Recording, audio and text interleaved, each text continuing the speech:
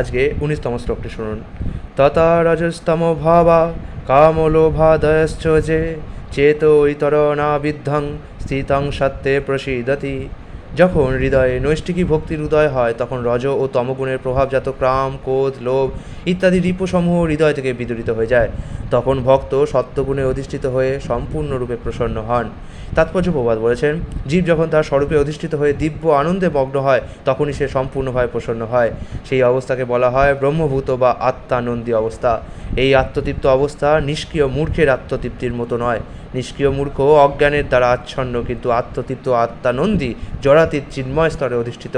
পরমেশ্বর ভগবানের প্রতি অনন্য ভক্তিযুক্ত হওয়া মাত্রই এই স্তরে অধিষ্ঠিত হওয়া যায়। ভগবত ভক্তির নিষ্ক্রিয়তা নয়, পক্ষান্তরে তা হচ্ছে আত্মার স্বাভাবিক সক্রিয়তা। জীব যখন জড়া প্রকৃতির সংস্পর্শে আসে তখন আত্মার বৃত্তি কলুষিত হয়ে যায়, এবং সেই কলুষিত বা বিকৃত বৃত্তির প্রকাশ হচ্ছে কাম, ক্রোধ, লোভ, নিষ্ক্রিয়তা, অজ্ঞান এবং নিদ্রা।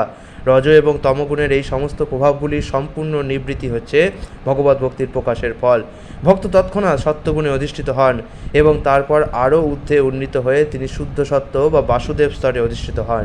এই শুদ্ধ সত্ত্ব স্তরেই কেবল ভগবানের প্রতি শুদ্ধ প্রেম লাভ করে তাকে চাক্ষুষ দর্শন করা যায়। ভক্ত সর্বদাই বিশুদ্ধ সত্ত্বে অবস্থিত, তাই তিনি কখনও কারোর কোনো রকম অনিষ্ট করেন না। কিন্তু অভক্ত তা সে যত শিক্ষিতই হোক না কেন সর্বদাই অপরের ক্ষতি করার চেষ্টা করে। ভক্ত মূর্খ বা আবেগপ্রবণ নয়। অপরের অনিষ্টকারী মূর্খ বা আবেগপ্রবণ মানুষেরা বাহ্যিকভাবে যতই ভগবানের ভক্ত হওয়ার অভিনয় করুক না কেন তারা কখনোই ভগবানের ভক্ত হতে পারবে না। ভক্ত সর্বদাই ভগবানের সৎ গুণাবলী দ্বারা গুণান্বিত। আয়তনগতভাবে এই গুণগুলির তারতম্য রয়েছে, কিন্তু গুণগতভাবে ভক্ত এবং ভগবান এক এবং অভিন্ন। হরে কৃষ্ণ।